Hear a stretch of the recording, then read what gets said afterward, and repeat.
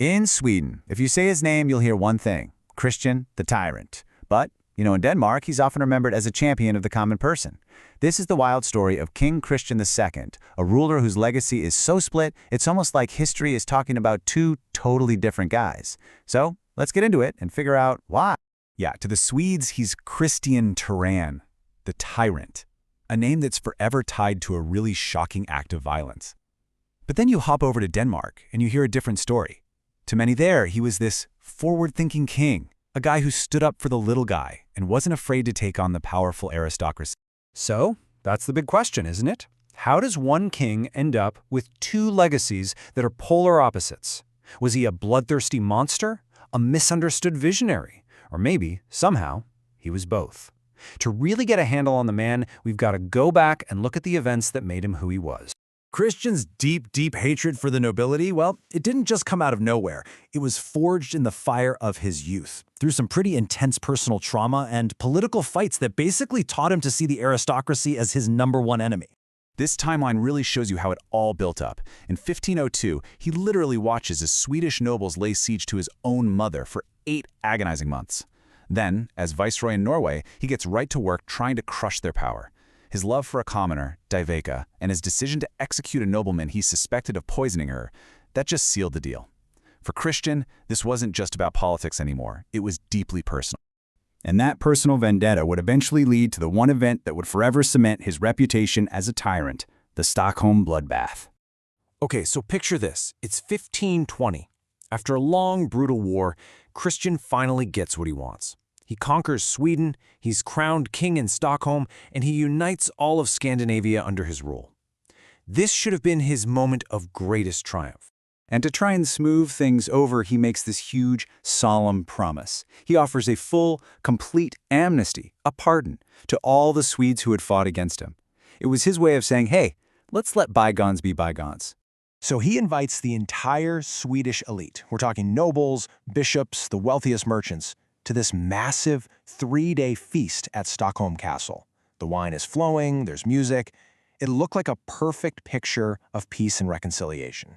Except it was all a lie.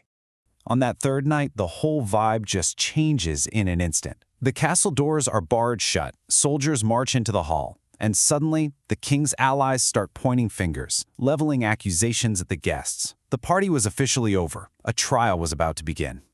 So you're probably wondering, how did he get around that big promise of amnesty? Well, this is where it gets incredibly clever and incredibly ruthless. He changed the crime. The archbishop, a guy loyal to Christian, accused the nobles not of treason, which the amnesty covered, but of heresy against the church.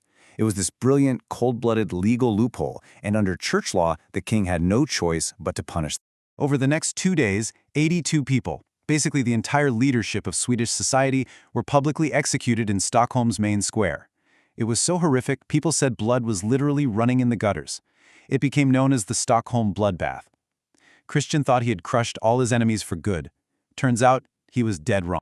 But, and this is where the story just gets so complicated, at the very same time he's earning the name Tyrant in Sweden, he's pushing a completely different agenda back home in Denmark, one that made him look like a true friend of the people.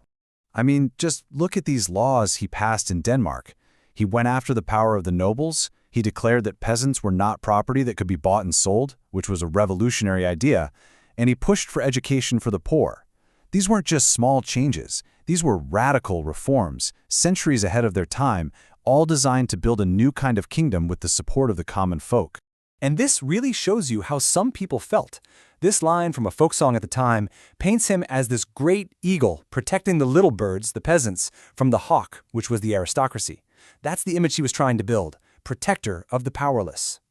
Now, it's important to add a little bit of historical context here. You might hear the nickname Christian the Good in Denmark, but that's actually a modern myth. It's a 20th century invention, probably to contrast with Sweden's Christian the Tyrant. So while he was popular with some commoners, nobody was actually calling him the Good back in his day. So you can probably guess where this is heading, right? By trying to be a tyrant in one kingdom and this radical reformer in another, Christian basically painted himself into a corner. He managed to tick off every single powerful group he needed to stay on the throne. The Stockholm Bloodbath didn't crush Sweden. It lit a fire. It started a rebellion that ended up creating an independent Swedish nation. Meanwhile, all those progressive laws in Denmark turned his own nobility against him. So now he's got enemies abroad, enemies at home, and absolutely no powerful allies to call for help. He was completely isolated. Man, this quote from a nobleman, Klaus Billy, just perfectly sums up the problem. He's saying, you've switched sides so many times, your coat is worn out on both sides. Nobody trusts you anymore. Christian was seen as totally treacherous. And the end came really fast. The Danish nobles ditched him and offered the crown to his uncle. Christian, seeing he had no support left, just panicked and fled the country. Years later, he tried to make a comeback, but it failed. And in a moment of just bitter irony, he was tricked into a trap with a promise of safe passage, the exact same tactic he'd used in Stockholm, and he was arrested. And that was it. The king who once ruled 3 powerful nations would spend the last 27 years of his life as a prisoner, locked away in a series of Danish castles until the day he died. So after all that, how do we make sense of this king? How do we bring these two completely opposite stories together to understand who he really was? Okay, let's try to boil this all down into 5 key takeaways. First, everything he did was driven by that deep, personal hatred of the nobility. Second, the Stockholm Bloodbath was a huge, fatal miscalculation. It actually created an independent Sweden. Third, while his reforms were visionary, they were way too ahead of their time and alienated all his powerful supporters. Fourth, his methods and betrayals left him totally isolated with no one to trust.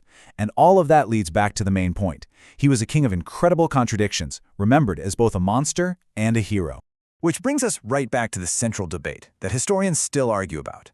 Was he just a cynical tyrant who cleverly used a religious loophole to wipe out his enemies? Or was he a genuine, if ruthless, reformer who believed the only way to build a better world was to first break the old one, and he just went way too far? In the end, Christian II is a perfect example of how history is never just a simple story of good guys and bad guys. His legacy was written by 2 different nations, one that could only see the blood on his hands, and another that remembered his fight for the little guy.